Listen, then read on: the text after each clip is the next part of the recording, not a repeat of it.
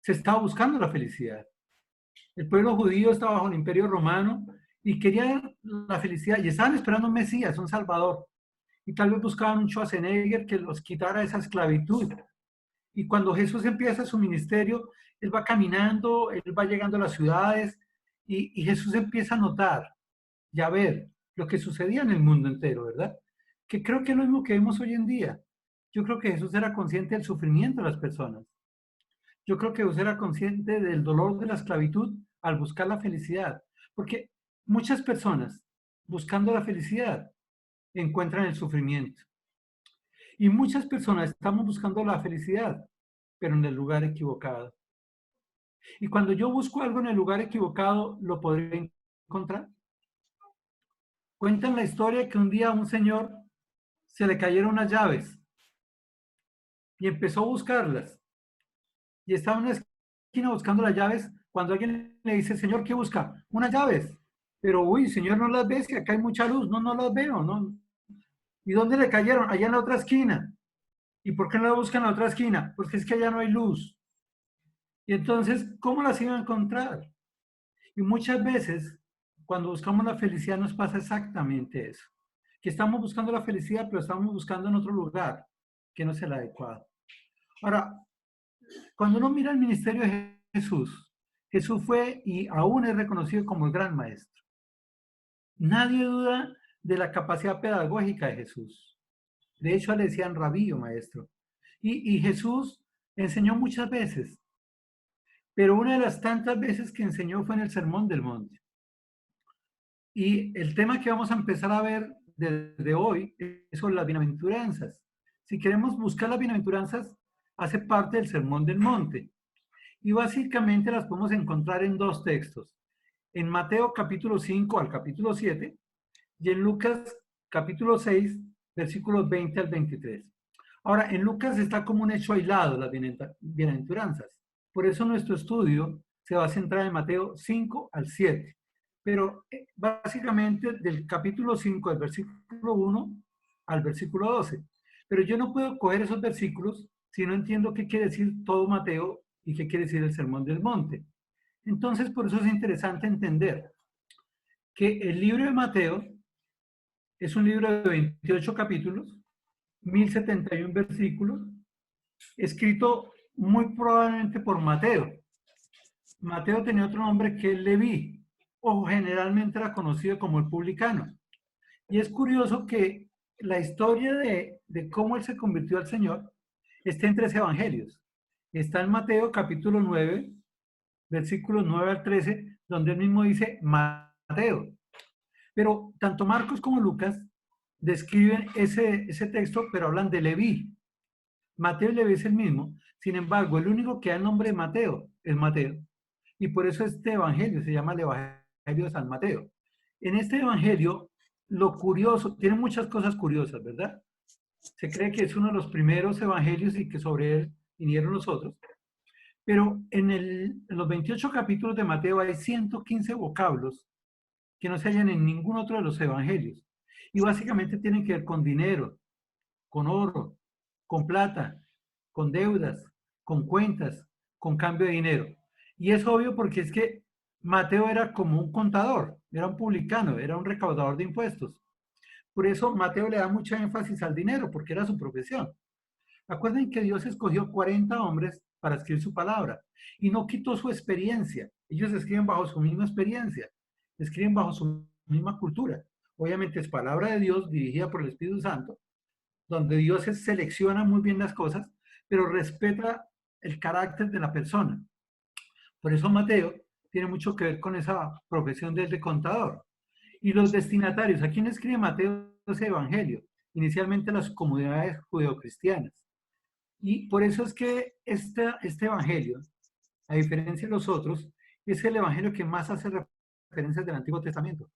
Hace 129 referencias del Antiguo Testamento, porque era para los judíos, ¿verdad? Posiblemente la fecha en que se escribió es en el año 70 y tenía un propósito. El evangelio de Mateo tiene el propósito de presentar a Jesús como el Mesías. Escúcheme muy bien. Si uno lee todo el evangelio de Mateo, está viendo a Jesús como el Mesías. Por eso es que en el mismo primer capítulo de Mateo ya vemos la genealogía de Jesús. Es el único evangelista que piensa en la genealogía de Jesús.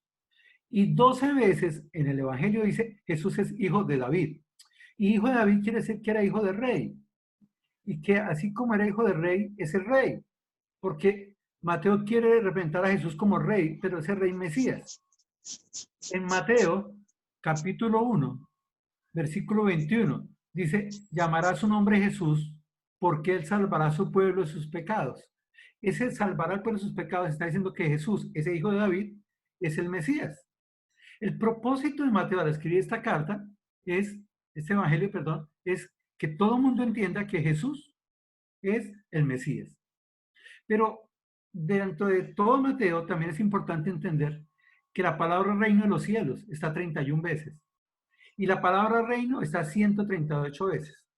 O sea, yo no puedo sacar las bienaventuranzas del Sermón del Monte y no puedo sacar el Sermón del Monte de todo el Evangelio de Mateo. Luego, la bienaventuranza y el Sermón del Monte es una enseñanza que Jesús da, donde puede ratificar cómo Jesús, el Mesías, cambia nuestras vidas, nos salva, nos redime, para enseñarnos a vivir en el reino de los cielos. El Sermón del Monte es el cómo vivir en el reino desde ya mismo. Si uno mira el Evangelio de Mateo, Jesús, que es presentado como un Mesías, dentro de este Evangelio es reconocido como el gran maestro. Y dentro del Evangelio de Mateo hay 3 discursos. El primer discurso, obviamente, capítulo 5 al 7, nos habla del Sermón del Monte. Es la unidad más extensa de enseñanza del discurso de Jesús, documentada en este Evangelio. El segundo texto que habla de enseñanzas está en Mateo 10, 16 al 42, donde reúne a todos sus discípulos y les habla sobre el siervo y su misión, su ministerio. Está hablando del liderazgo y le dice cómo debe vivir ese liderazgo. Y más adelante, en el capítulo 12, los primeros versículos, 52 versículos, es el discurso de las 7 parábolas del reino. Todas las parábolas que están allá hablan del reino, ¿verdad? Luego, cuando miramos todo esto, Jesús, el gran maestro, nos quiere enseñar. Y nos quiere enseñar, primero, cómo vivir en el reino. Segundo, cómo liderar antes de llegar al reino. Y cómo tener concepto y conocimiento del reino de Dios a través de las parábolas. El Sermón del Monte está compuesto por instrucciones directas, parábolas, explicaciones sobre la ley, advertencias y consejos variados. El discurso completo, que se conoce como el Sermón del Monte, y la primera sección, como las bienaventuranzas, 5, 1 al 12. Todo, capítulos 5, 6 y 7, es el Sermón del Monte. Los primeros 12 versículos nos van a hablar de las bienaventuranzas, que es lo que vamos a estudiar en las próximas 10 semanas.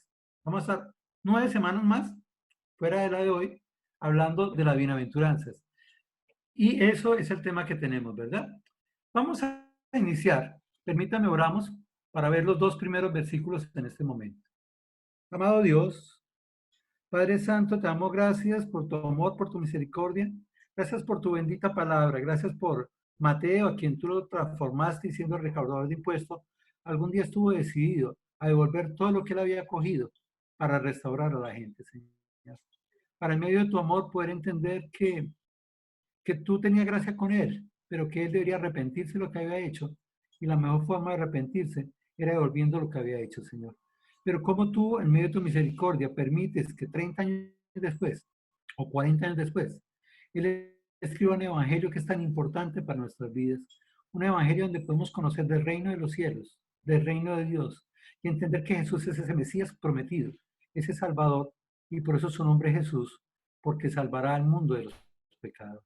Pero Padre, ¿qué implica eso para nuestras vidas? Cuando día a día estamos buscando la felicidad, pero tal vez en el sitio equivocado.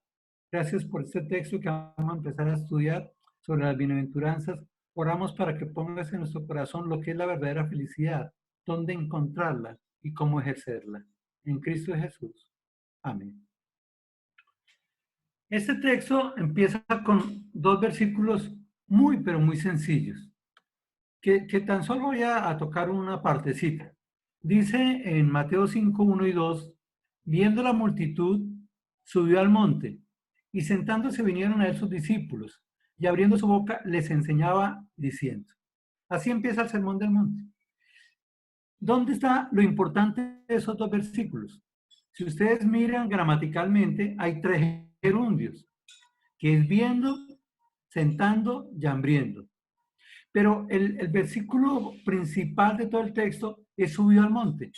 O sea, la acción más importante que Jesús hizo ahí fue subir al monte. Y cualquiera puede preguntar, bueno, pero ¿por qué Jesús tuvo que subir al monte?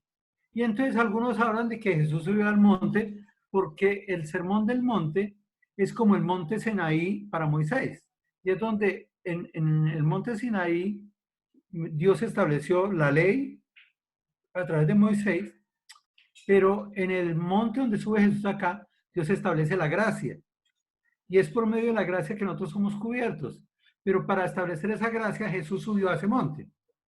Algunos dicen que siempre que Jesús subió a un monte era tener plena identidad con el Padre. Por eso casi siempre lo vemos que subió al monte a orar. Pero en este texto no subió a orar, subió a hablar.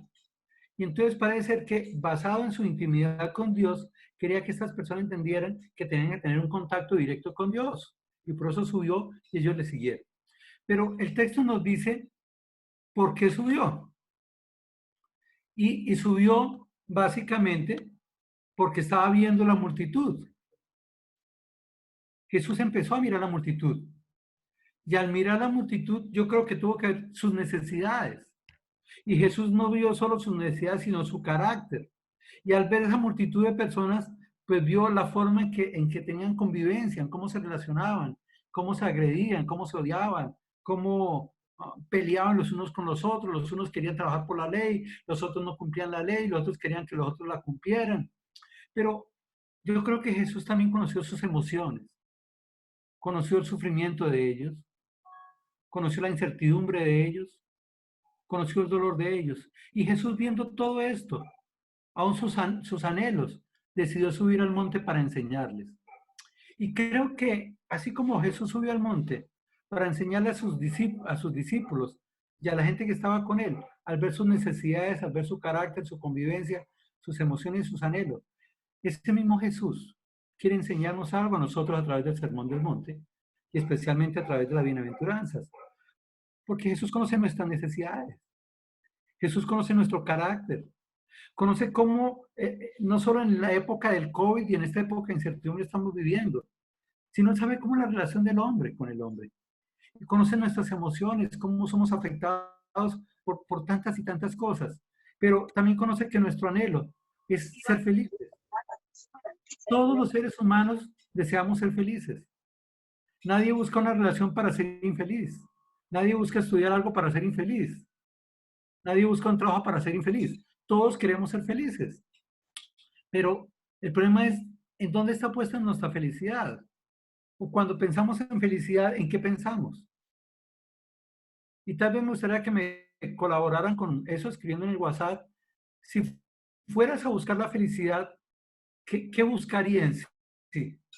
O si yo soy el mago del vaso de Aladino y le digo, yo te voy a dar un deseo, pero ese deseo tiene que ser para tu felicidad. Pídeme lo que quieras, pero si es para tu felicidad, yo te lo concedo. ¿Qué me pedirías?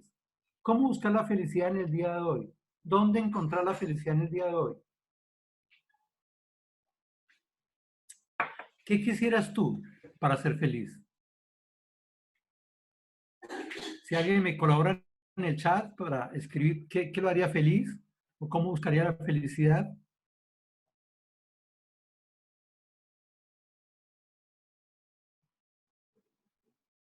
No todos a la vez, por favor.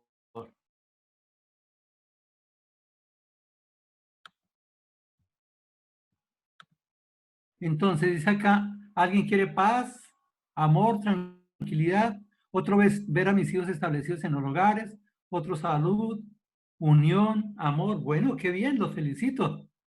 ¿Alguien más quiere escribir algo? Por ejemplo, tener plata, viajar a Estados Unidos.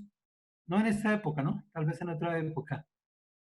Me haría feliz tener más inteligencia emocional para enfrentar las circunstancias de la vida, ¿verdad? Bueno, gracias, los felicito por esa colaboración. Y tal vez podríamos decir muchas cosas de esas, pero vamos a mirar qué es lo importante de esa felicidad.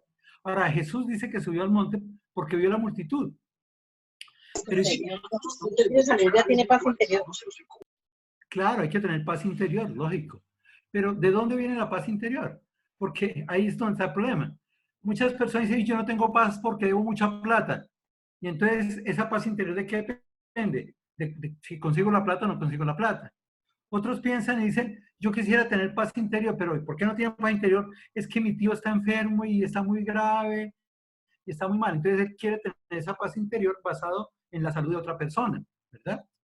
Pero mire que Jesús no solo subió al monte al ver la multitud, sino que dice que Jesús se sentó, sentándose. Ahora, alguien dirá, pero ¿y qué tiene que ver que se sentó? Sencillo. Eso es como si yo fuera a hablar con alguien y alguien me dirá, Jorge, quiero decirle una cosa. Yo, sí, sí, bueno, diga, hable. ¿Ustedes creen que yo le pondría cuidado? Igualmente pasaba con Jesús. ¿Qué hubiera pasado si Jesús sigue caminando y sigue caminando y sigue caminando? Pues como que no hubiera sido tan importante. Pero Jesús tomó una decisión, sentándose. A mí me da la impresión que al conocer a Jesús la multitud, al ver sus necesidades, al ver su carácter, al reconocer cómo estaba su convivencia, sus emociones y sus anhelos, Jesús dijo, tengo que hacer algo importante para ellos. Tengo que hacer algo que en verdad transforme sus vidas. Y se sentó. Él dijo, aunque quisiera hacer muchas cosas, esto es importante. Y le voy a dar el tiempo adecuado para ustedes. Mire, yo creo que a muchos nos falta eso hoy en día, darle importancia a la gente. A veces queremos es con rapidez, y es que estamos en un mundo convulsionado. Yo precisamente decía yo que parte del COVID tiene que ver con ese momento en que Jesús, en que Dios quería como que estuviéramos más tranquilos, más relajados, como que cambiáramos de pensar y ese afán que nos estresa tanto, ¿verdad? Y que empecemos a darle importancia a la familia, que empecemos a darle importancia a nuestras vidas, a nuestros trabajos desde la misma casa. Ese sentarse de Jesús, lo que quiere decir ustedes necesitan de mí. Yo quiero edificar sus vidas. Yo quiero hacer algo. Y es tanto que lo que sucede es que sus discípulos vinieron. Ahora, si nosotros miramos Mateo 4, en Mateo 4 dice que, bueno, fue tentado, luego vino, subió al monte, escogió sus discípulos. Hasta ahora escoge sus discípulos, ¿verdad? Y en el versículo 17 dice que iba a enseñar sobre el arrepentimiento. Pero curiosamente viene el sermón del monte. Me da la impresión de que el ministerio de Jesús está empezando acá. Hasta ahora vienen sus discípulos. Y ahí es donde inicia el ministerio. Me da la impresión que el ministerio de Jesús inicia sentando las bases del reino de Dios, del reino de los cielos. Y por eso les dio la importancia, se sentó, los discípulos vinieron y él les dijo, espera un momentico, ustedes van a tener que aprender cosas teóricas, pero para llevarla a la práctica. Y lo más importante que tienen que aprender es esto que les voy a decir yo, ¿verdad? Y entonces dice que abriendo su boca, enseñó. Ahora, tenemos que entender que Jesús no solo enseñó con su boca, Jesús enseñó con su vida.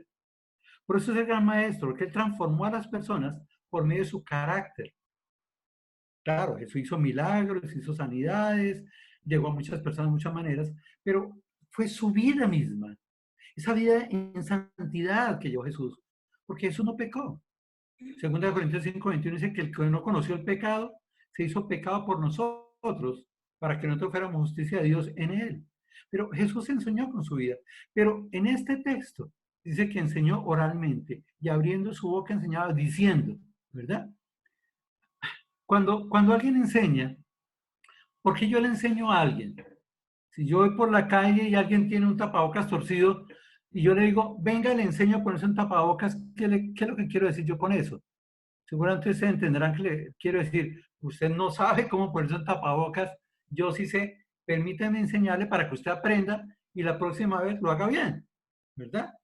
Si yo veo que mi hijo está escribiendo mal, yo le digo, mi amor, ven, te enseño. ¿Qué le estoy diciendo?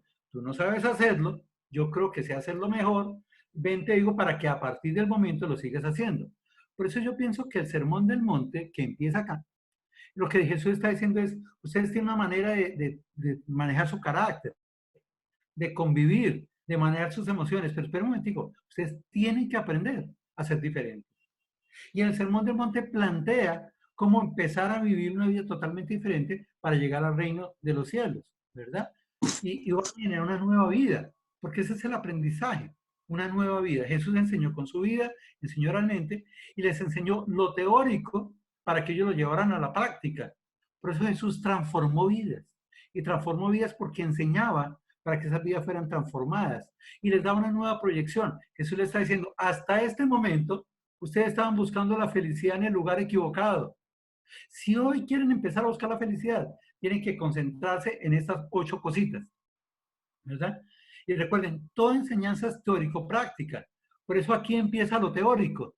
Pero al mirar el ministerio de Jesús, viene a ver toda esa práctica que lleva con los discípulos. Entonces, para mí el Sermón del Monte es una cortina que se abre para enseñar las bienaventuranzas. El Sermón del Monte es lo inicial, y ese sermón inicial empieza con las bienaventuranzas. El Sermón del Monte es cómo vivir en comunidad, y eso empieza con las bienaventuranzas. Y si miramos las bienaventuranzas, solo por mirarlas, está en el capítulo 5, del 3 al 10. Entonces dice, bienaventurados los pobres, bienaventurados los que lloran. Bueno, vamos a mirar ahorita. Pero básicamente lo que quiero que miren es que hay 9 veces está la palabra bienaventurados, por eso está en rojo, ¿verdad? La última es como un resumen de lo que está hablando antes.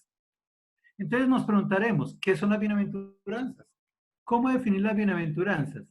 Y hay muchas formas. La primera, si yo miro en un diccionario bíblico, dice el significado bíblico de bienaventurado es una forma de expresar una bendición, es decir, bienaventurado es aquel que recibe una bendición. Ese término proviene de la palabra hebrea rodilla, y algunos interpretan que precisamente al estar arrodillados se hacía cuando se iba a recibir una bendición. Por ejemplo, si yo era el rey y quería que alguien viniera a que fuera alguien encargado del reino, yo sacaba mi espada, él se arrodillaba y yo la ponía en el cuello. O sea, él para recibir esa bendición se tenía que arrodillar. Lo que el texto nos está diciendo es que los bienaventurados eran personas que se postraban ante un ser superior para recibir esa bendición. Lo segundo importante, si uno mira la traducción del griego, la palabra bienaventurado es Macarios. Y la palabra Macarios quiere decir feliz, pero tiene una connotación muy importante. Es una palabra que quiere decir dichoso. La traducción castellana de Macarios, bienaventurados, tiene una etimología que va en un sentido de tener buena suerte. Esto es tener buena aventura, irle bien. Y eso viene de la expresión de esa palabra bienaventurado. Es la forma de las raíces latinas que significa suertudo, afortunado. Alguien dice que se va a ir al cielo con Dios.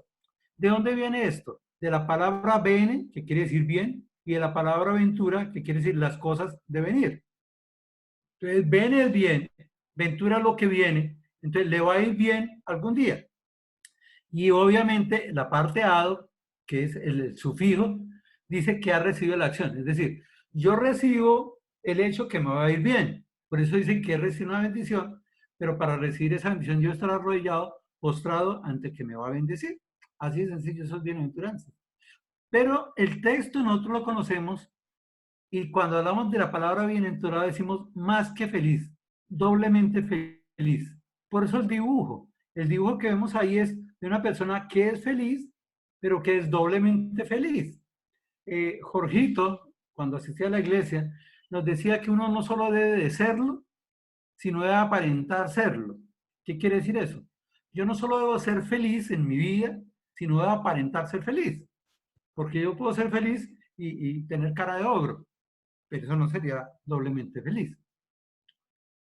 Entonces, si nos basamos en esto, en todo esto que estamos hablando de la felicidad, pensamos que el hombre se enfoca en la felicidad y busca la felicidad, pero no sabe qué es y no entiende. Por eso se equivoca buscándolo. Cuando miramos al ser humano, para muchos, y por eso lo que ustedes escribieron, que me ayudaron mucho, la felicidad es tener, es disfrutar, es dominar, es controlar, es estar por encima de otros. Yo no puedo ser feliz si no tengo el control de las cosas. Yo no puedo ser feliz si no tengo lo mínimo, dice alguien. Es que para muchos lo mínimo es que yo quiero un almuerzo de 50,000 pesos, que quiero unos zapatos de 400,000 pesos, una camisa de 200,000 pesos y no un carro que funcione, sino el mejor carro y el mejor celular. La mayoría de seres humanos, y no estoy diciendo que sea bueno o malo, queremos más y más y más, y cada vez queremos lo mejor. Y cuando alguien va a comprar un celular, nos pregunta, ¿cuál es el celular más viejo? Generalmente cuando uno va a comprar un celular, Yo tengo que comprar uno el sábado, por ejemplo. Uno va a preguntar, ¿cuál es mejor? A uno le dirán, ¿lo quiere gama alta o gama baja? Y uno ya dirá, pues gama media o gama baja. Pero uno trata de comprar el mejor dentro de lo que pueda. ¿Por qué? Porque uno quiere tener lo mejor, ¿verdad? Uno quiere tener el control. Uno quiere estar por encima de todas las cosas. Por eso cuando yo no tengo el control, me pongo mal, me irrito. Porque es que para mí lo que me da felicidad es yo asumir el control de las cosas. Y por eso la mayor lucha en las parejas, en las comunidades, en los trabajos es por quién tiene el control. Porque es que si yo pierdo el control, pierdo todo, ¿verdad?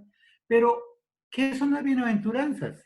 Cuando uno mira las bienaventuranzas, dice que son bienaventurados los pobres en espíritu. Mire, los que lloran, los mansos, los que tienen hambre y sed de justicia, los misericordiosos, los de limpio corazón, los pacificadores, los que padecen persecución. Yo les hago una pregunta con toda sinceridad y honestidad. ¿Alguien hubiera escrito que la felicidad yo la encuentro cuando soy pobre? ¿O que para mí la felicidad es llorar? ¿O que para mí la felicidad es agachar la cabeza aunque otros me digan otras cosas? ¿O para mí la felicidad es tener hambre y sed, aunque no sea de justicia? ¿O la felicidad es que yo voy a dar lo poco que tengo a los demás por misericordia?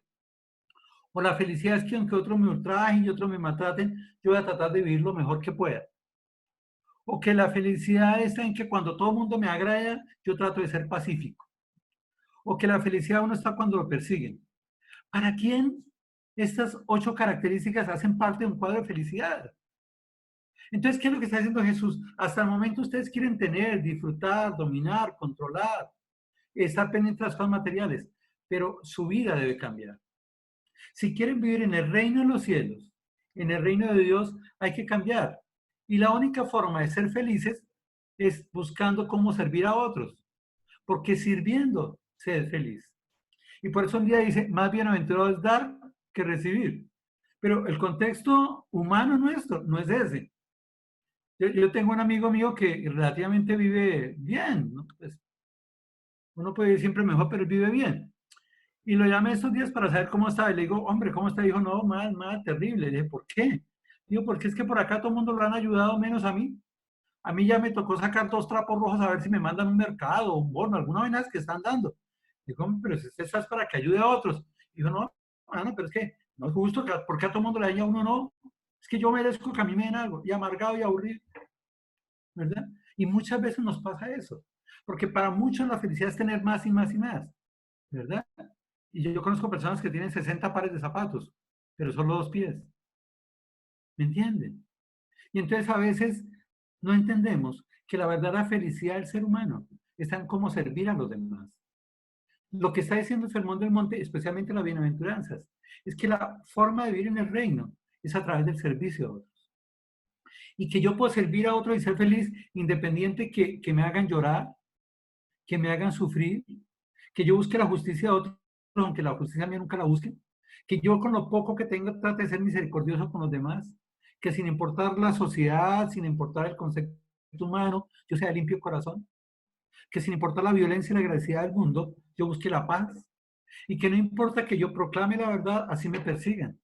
Mire, las bienaventuranzas tienen que romper el esquema de nuestras vidas, porque tenemos que aprender que la felicidad no está en el bien que el hombre tiene, porque ese es pasajero y ese se queda acá.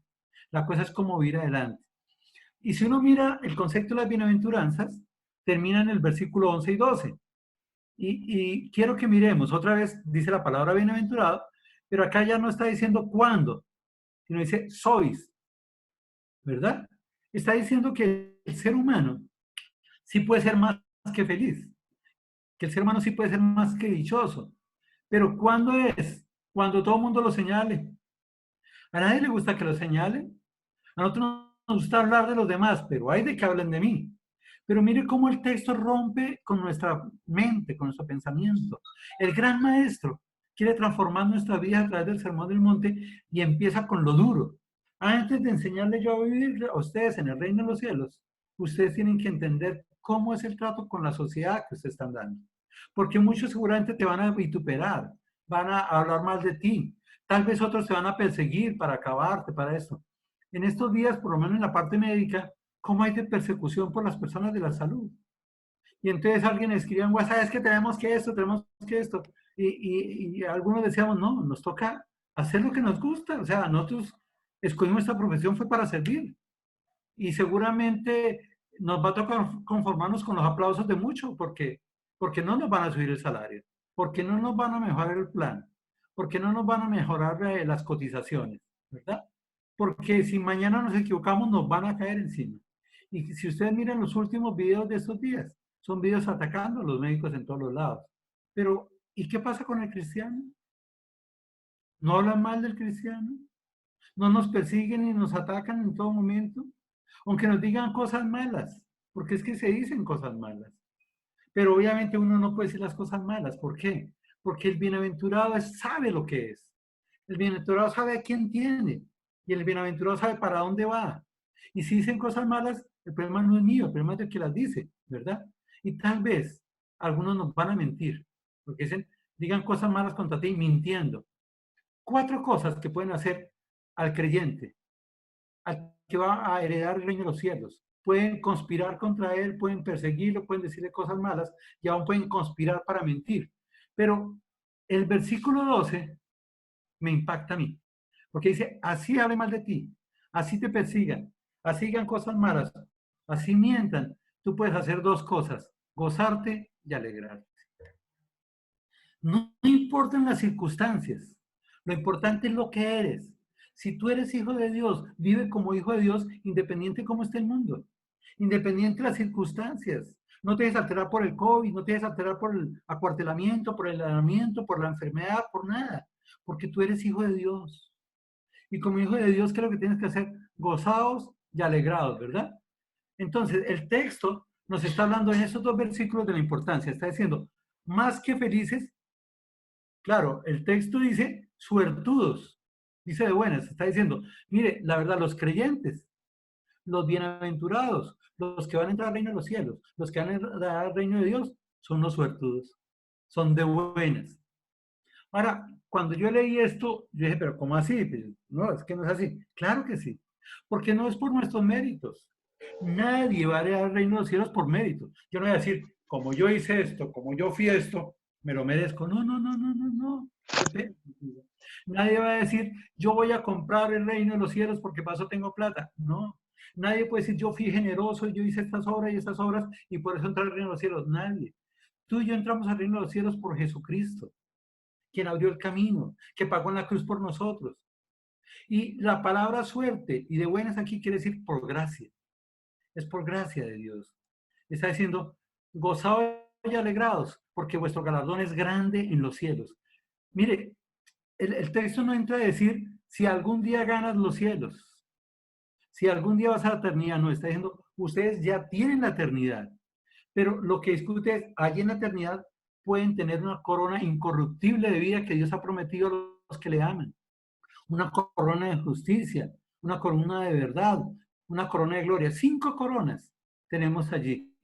Todo creyente que ha depositado su fe plenamente en Jesucristo, que es transformada su vida, no importa lo que digan de Él, no importa lo que hablen de Él, que puede estar plenamente feliz, en gozo y alegrado, va a ganarse una corona. En Corintios dice que hay 6 materiales, están madera, heno, hojarasca, y luego están los metales, eso. Y está diciendo que hay coronas. ¿Cómo son tus obras? Las obras no son para entrar al cielo, las obras son para ver qué galardones estamos ganando. Y dice, ¿sabes qué? Así persiguieron los profetas que fueron antes de vosotros. Entonces el texto me está usando la palabra bienaventurado, que está aquí al lado izquierdo, que dice más que felices, y aquí arriba dice gozados y alegrados. Yo no sé si alguno de ustedes se acuerda cuando hemos dado estudios y decimos que hay 3 palabras que se parecen, gozo, alegría y felicidad. La palabra felicidad es cuando yo tengo plena satisfacción por algo que tengo. O sea, yo soy feliz porque tengo un puesto, yo soy feliz porque tengo una buena esposa, yo soy feliz porque tengo unos hijos que me aman, yo soy feliz porque me regalaron esto. Alegría es la satisfacción con algo que se escucha. Entonces uno escucha unos cuentos y se alegra. Uno escucha una buena noticia y se alegra. Y entonces le dicen, se ganó el baloto y uno se alegra. Le dicen, ay, no, no fue usted. Ay. O se ganó, mi mundo. Y a los 5 minutos, ay, me equivoqué. Pues la alegría se pierde. Porque la alegría y la felicidad se pierden. Yo estoy feliz con mis hijos y ahorita me llama mi hija y me dice, papá, me caí, ¿qué pasó con la felicidad? Pero la palabra gozo es mi plena satisfacción en mi relación con Dios. Y acuérdense que bienaventurado decimos que más que feliz. ¿Por qué es bienaventurado más que feliz? Porque tiene gozo, porque tiene alegría y porque tiene felicidad. Todas estas cosas las tiene. Es decir, el creyente que está dispuesto a entrar al reino de los cielos, el creyente que transforma su vida, el creyente que se prepara para vivir en el reino, como dice el Sermón del Monte, tiene satisfacción plena y total, es más que dichoso. Y eso es el concepto de bienaventurado. Es una persona más que dichoso, pero más que dichoso por gracia divina, no porque lo merezca, no porque tenga las capacidades, no porque tenga la competencia para esto. Simplemente es porque, en otros términos, porque es suertudo, porque es de buenas. Y es de buenas sobre todo porque Dios lo escogió. Dios lo escogió en amor desde antes de la creación de todo, ¿verdad? Dios nos escogió para herencia de su gloria. Somos suertudos, pero somos más que bienaventurados. No importa que nos vituperen, que nos persigan, que nos digan cosas malas o que mientan. Para Spurgeon, Charles Spurgeon, él decía que veía en las bienaventuranzas la respuesta a una pregunta: ¿quiénes son los salvos? Es decir, él decía, si yo quiero saber si alguien es salvo, tiene que mostrar las bienaventuranzas, porque para él las bienaventuranzas son los principios o valores del reino de Dios. Es decir, yo no puedo entrar al reino de los dioses si no manifiesto las bienaventuranzas. Las bienaventuranzas es el espíritu del evangelio. Cada bienaventuranza es un rasgo del carácter de Cristo y una huella de su obra en la vida de sus discípulos a través del Espíritu Santo. No está más indicar que ninguna de esas características podemos obtenerla por mérito propio. Yo no me la gano, yo no me capacito, es por la gracia de Dios. Es la gracia de Dios la que transforma nuestras vidas. Es la gracia de Dios la que modifica nuestras vidas, nuestro ser. Es ella quien en esa relación con el Espíritu Santo nos va transformando, no porque lo merezcamos, sino porque somos virtudes. Es por la gracia de Dios. Las bienaventuranzas son más bien la recompensa por el sometimiento y obediencia a Dios. Es por gracia. Somos suertudos, somos de buenas por la misericordia de Dios. Para tener en cuenta, para estudiar las bienaventuranzas, si yo quiero estudiar las bienaventuranzas, tengo que tener en cuenta lo siguiente. Primero, no son acciones. O sea, yo no soy bienaventurado por llorar. Es parte de mi carácter. Si mi carácter es sensible, es de humildad, es de pacificar a los demás, eso es lo que hace que sea bienaventurado. No es porque tenga acciones. Lo segundo, no es un proceso paso a paso. Es decir, yo tengo que primero aprender a llorar, luego aprender a ser humilde, luego aprender a tener hambre y sed de justicia. No, no, no, no. Es un todo. La bienaventuranza es un paquete entero que Dios va obrando en nuestras vidas para transformar todo eso en nuestro carácter y llevarnos a eso. No son puntos individuales, es una vida integral. Es decir, yo ya tengo 4, pasé. No, no, no, no, no. Hay 8 partes del carácter de Cristo que se reflejan en el creyente, para que entienda que ese creyente quiere vivir en el reino de los cielos. Es una vida integral, plena y total que vive el creyente, y que solo se da a través de su relación plena con Jesucristo. No es para la eternidad, no es que, y algún día yo seré bienaventurado. No, es para vivir ya, y es para vivir por gracia. No es porque lo merezcamos, es por la gracia de Dios en nuestras vidas la que nos transforma para generar ese carácter y expresarlo luego, ahorita en vida y luego en la eternidad. No es el tiquete para entrar al reino. No es que si yo tengo 6, entro al reino. No, no, no, no. El reino de Dios, Dios nos lo da por gracia, por su misericordia, por su bondad. Pero el Espíritu Santo nos va transformando poco a poco para llegar a experimentar el carácter de Cristo en nuestras vidas. No es para tenerlas ocultas, es para manifestarlas a otras. Porque ustedes van a mirar que cada una de estas bienaventuranzas está en beneficio de otras personas. No es algo que yo guardo, no es algo que yo atesoro, es algo que Dios me lo da para yo edificar la vida de otras personas. Y no es felicidad externa, es una realidad interna. Es decir, la felicidad nunca la busques afuera. La felicidad es salir de adentro. Por eso bienaventurada es aquella persona que se relaciona con Cristo plenamente, gozo. Y que no importa las malas noticias, porque no siente temor a las malas noticias, porque ha confiado en el Señor. Y es feliz por su relación con Dios. Primera Juan 3:1 dice, mirad cuál amor nos ha dado el Padre para que seamos llamados hijos de Dios. ¿Qué tanto es para ti saber que eres hijo de Dios? No porque lo merezcas. A lo suyo vino y los suyos no les recibieron. Mas a todos que recibieron, a los que creen en su nombre, les dio potestad de ser hechos hijos de Dios. No por voluntad de sangre ni varón, sino por su voluntad, por su misericordia, por su gracia. Luego, si miramos todo el contexto, tenemos que entender que el libro de Mateo y el ministerio de Jesús dice que el reino de Dios se acerca. Entonces, si miramos todo el contexto del Evangelio, dice que el reino de Dios se acerca. Pero el propósito del Evangelio de Mateo es presentar a Jesús como el Mesías.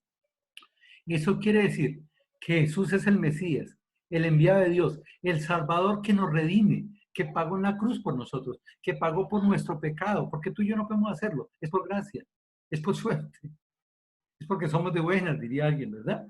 Y cuando Jesús empieza a enseñar ese reino de los cielos, ahí mismo en Mateo, está diciendo 4:17, desde entonces comenzó Jesús a predicar y a decir, arrepentidos, porque el reino de los cielos se ha acercado. Jesús está diciendo, yo conozco su carácter, yo conozco sus necesidades, yo conozco sus emociones, yo conozco sus convivencias. Ustedes están buscando la felicidad en un lado totalmente distinto. Arrepiéntanse de eso. Busquen la felicidad en el lugar adecuado. Vengan aquí. Por eso Jesús dice, venid a mí todos los que estéis trabajados y cargados, y yo os haré descansar. Jesús está diciendo, yo quiero redimirte. Tú eres el Mesías, yo soy el Mesías, y quiero pagar por tus pecados, ¿verdad? Quiero que tú seas redimido por gracia, por mi amor, por mi misericordia. Te amo tanto, no por lo que eres, sino porque te amo. Y por eso te quiero redimir, quiero pagar por ti. Y entonces, cuando esa persona dice, Señor, está bien, yo sé que soy pecador, yo sé que te he rechazado, yo sé que en mi mente y en mi corazón he puesto tantas y tantas cosas donde buscar la felicidad y donde encontrar la felicidad, pero hoy en día quiero que tú seas entrando en mi corazón y transformándome. Dice que Jesús, a través de la palabra de Dios y a través del Espíritu Santo, va transformando nuestras vidas, va transformando nuestro carácter para tener el carácter de Dios, el carácter de Jesús, el carácter de quien va a vivir en el reino de Dios. Y eso son las bienaventuranzas. Las bienaventuranzas es la expresión del carácter para vivir en el reino de Dios. Y el sermón del monte es cómo vivir preparados para estar en el reino de Dios, en el reino de los cielos. Entonces, todo Mateo habla de cómo estar preparados para estar en el reino de Dios, nos presenta a Jesús como el Mesías, y las bienaventuranzas no dice más, sino que aquellas personas que están dispuestas a ceder el control de sus vidas para que Jesús los transforme, para que Jesús los redima, para que Jesús los rescate, para que Jesús sea su Salvador, y que a través del Espíritu Santo y a través de la palabra de Dios sean transformados, son los que van a heredar el reino de los cielos. Eso es lo que tiene que ver con Mateo. Entonces, ¿qué es lo que vamos a estudiar las próximas 9 semanas? ¿Cómo ser más que felices? Siempre lo vamos a estudiar los miércoles a las 7 de la noche. Muchos de ustedes han sido invitados por alguna otra persona. Entonces le vamos a pedir el favor que a partir de ahora, por 9 semanas, si quieren acompañarnos, usted le digan a esa persona, mándeme siempre el link para yo poder entrar, ¿verdad? Y vamos a estudiar cómo ser más que felices. ¿Les gustaría saber cómo ser más que felices? Pues no se lo pierdan. Aquí se lo vamos a decir a través de este estudio de Mateo 5, del 3 al 12. Y recordamos que los domingos nos estamos reuniendo a las 4 de la tarde. Entonces, generalmente estamos también dando un link. Invitamos a las personas que nos quieran acompañar domingo a las 4 de la tarde también. Muchísimas gracias por habernos dado este tiempo para poder hacer esta introducción y nuestras oraciones que Dios les bendiga, que Dios los llene de mucho amor y que nos vaya transformando poco a poco. Permítanme oramos. Amado Dios, Padre Santo, te alabamos y te damos gracias, Señor. Reconocemos que todo lo que pasa en nuestra vida es por gracia, Señor. No somos merecedores de nada. No somos nadie. El Salmo 8 dice, ¿qué es el hombre? Para que tengas de él misericordia, para que el Hijo del Hombre lo visite. ¿Quiénes somos nosotros? Somos seres vulnerables, somos seres débiles, somos pecadores. Pero gracias, porque por tu gracia, por tu misericordia y por tu amor nos has escogido para transformar nuestras vidas, para redimirnos. Ahora, Padre, oramos para que también transforme nuestro carácter y nos des ese carácter tuyo para prepararnos para la eternidad, cuando estemos contigo por toda la eternidad. Bendice con las personas que nos escucharon, Señor, y los amigos que hayan entrado, Señor, que sea tu Espíritu Santo convenciéndolos de justicia, juicio y pecado, para que ellos puedan entender la importancia que es buscar la felicidad en el sitio adecuado. Porque muchas veces buscamos la felicidad en otro lado y por eso sufrimos. Y por eso nos entristecemos. Y por eso tenemos tanto dolor, Señor. Pero cómo buscándola en ti podemos tener no solo felicidad, sino gozo y alegría y ser más que bienaventurados. En Cristo Jesús. Amén. Bueno, muchas gracias. Qué bueno que Zulma haya llegado, María José también haya llegado. Esperancita, qué bueno poderte ver, mi madre, mi tía. Bueno, muchas gracias a todos. No sé si hay alguna pregunta, algún comentario. Familia Bermúdez, bienvenidos. Bueno, familiar, ¿no? Ya lo hemos saludado, ¿no? Ujú.